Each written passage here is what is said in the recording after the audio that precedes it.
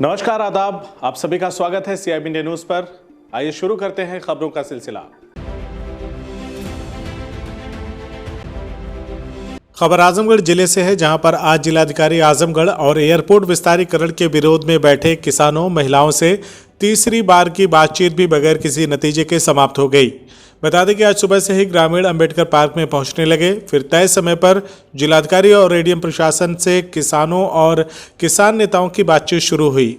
बातचीत बेनतीजा समाप्त होने के बाद मीडिया से बातचीत में किसान नेता रामनयन यादव ने बताया कि प्रशासन अपना ही राग अलाप रहा है कि बगैर किसी की सहमति के किसी की जमीन नहीं ली जाएगी और प्रशासन किसानों से धरना प्रदर्शन को समाप्त करने की भी बात कह रहा है, जबकि किसानों का कहना था कि मास्टर प्लान वापस लिया जाए, अन्यथा धरना प्रदर्शन यथावत चलता रहेगा। किसान नेता रामनयन यादव ने कहा कि बातचीत के रास्ते आज भी खुले हैं, हम हतोत्साहित नहीं होने वाले, हमें चाहे जितनी बार वार्ता करनी पड़े हम करेंगे और जब तक एयरपोर्ट विस्तारीकरण का मास्टर प्लान वापस नहीं होगा तब तक हमारा प्रदर्शन चलता रहेगा। आज के वार्ता जो हम लोगों ने 26 जनवरी को एक मांग पत्र राष्ट्रपति को दिया था और डीएम से हमने वार्ता जो इन्होंने संदेशा दिया, हमने कहा कि वार्ता के लिए आप एक प्रस्ताव दीजिए। तो प्रस्ताव में उन्होंने कहा कि जो बात आप 26 तारीख को मांग पत्रक में दिए हैं राष्ट्रपति को, उन्हीं बिंदुओं पर वार्ता होगी। तो बिंदु पर वार्ता वाली बात तो ये है कि प्रशासन ये चाह रहा है कि हम अपने तरीके से इस आंदोलन को मोड़ लें और जैसे हमको ये लगता है कि कहीं से भी हम उनके चंगुल में न फंसे, इसलिए हम सतर्क रहते हैं।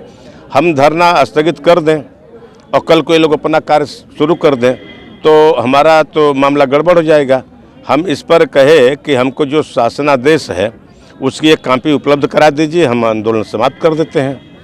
वो इस पर राजी नहीं हो, बोले हमको कुछ खुद लिखे के मिला नहीं है तो हम बिना उनके लिखित पर, तो जो ये बात आ गई सामने की अगर वहाँ से कुछ लिखित नहीं मिला था तो आपने जो जमुआ हरिराम में 12-13 अक्टूबर की रात में जो तांडव किया था वो कैसे हो गया, ये सारी बातें कुछ आई। तो उन्होंने ये कहा कि देखिए पिछली बात छोड़ दीजिए, कुछ हुए कुछ ऐसा होता है कि हम पहले वैसे तैयारी करते हैं, होमवर्क करते हैं, तो पहले से तैयारी जो वो करते हैं तो हमारे लोगों को सता उता करके जो किए, अब तो लगे मारे पीटे और हाथ भी टूट गया कपिल यादव का। तो हम लोगों ने ये आंदोलन स्वतः उभरा, इससे कोई उभारा नहीं है। वार्ता आपकी सफल रही या असफल रही? वार्ता असफल रही। आगे समय दिए हैं या आप लोग धरना पे फिर बैठेंगे? हम धरने पर बैठेंगे। देखिए, डीएम साहब से ये हमारी तीसरी वार्ता थी और पहली वार्ता में, दूसरी वार्ता में, तीसरी वार्ता में इनमें कोई भी अंतर नहीं था और हमारा साफ कहना था कि अंतर्राष्ट्रीय एयरपोर्ट का मास्टर प्लान रद्द किया जाए, ये हमारी डिमांड है।